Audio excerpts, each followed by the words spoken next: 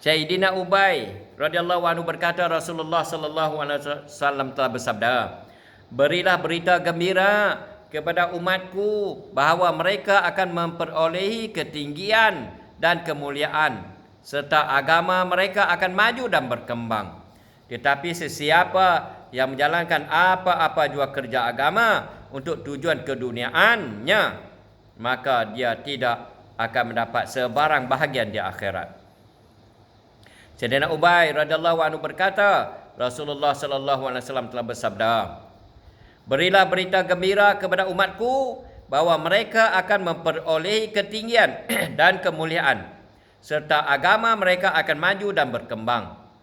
Tetapi sesiapa yang menjalankan apa-apa jua kerja agama untuk tujuan keduniaannya, maka dia tidak akan mendapat sebarang bahagian di akhirat.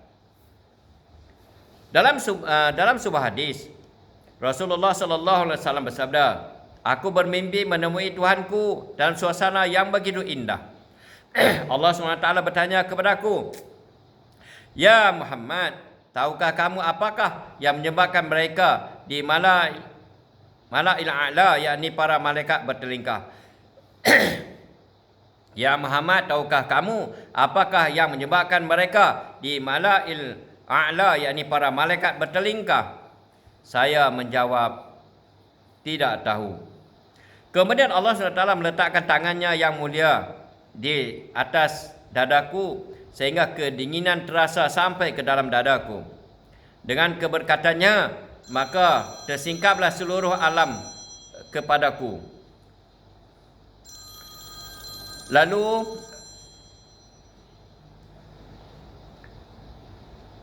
kemudian Allah meletakkan tangannya yang mulia di atas dadaku sehingga kedinginan terasa sampai ke dalam dadaku. Dengan keberkatannya, maka tersingkaplah seluruh alam kepadaku. Lantas Allah SWT bertanya, ya Muhammad, sekarang beritahulah apakah yang menyebabkan para malaikat bertelingkah? Saya menjawab, para malaikat bertelingkah tentang amalan yang meninggikan darjat, amalan yang menghapuskan dosa, ganjaran yang diperolehi bagi langkah seseorang yang pergi untuk menunaikan solat berjemaah, kelebihan mengambil wuduk dengan sempurna ketika cuaca sejuk, dan kelebihan duduk menunggu solat selepas menunaikan satu solat. Sesiapa yang dapat memelihara semua amalan itu akan hidup dan meninggal dunia dalam keadaan yang baik. Allahu Akbar.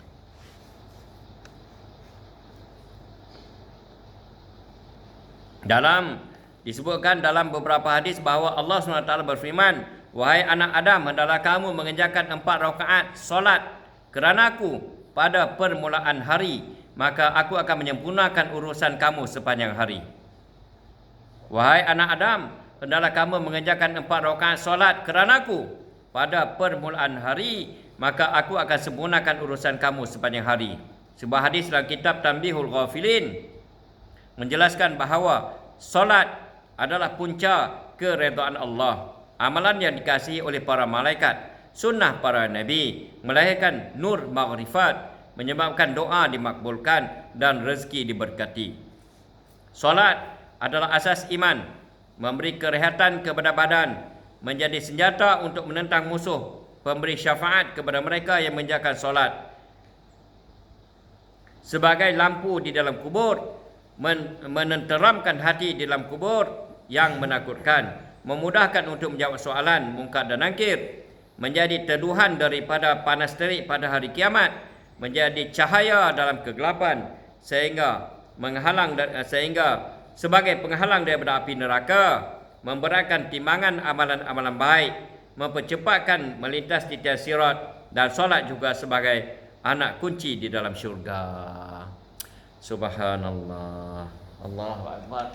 Dah pukul 11. Alhamdulillah. Alhamdulillah pukul 11. Nanti kita buat halqah Quran pula. Ya?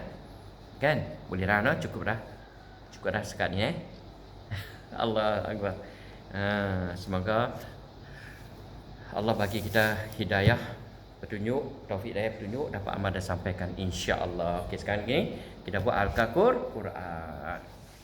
Allahumma salli ala Allahu Akbar kabira.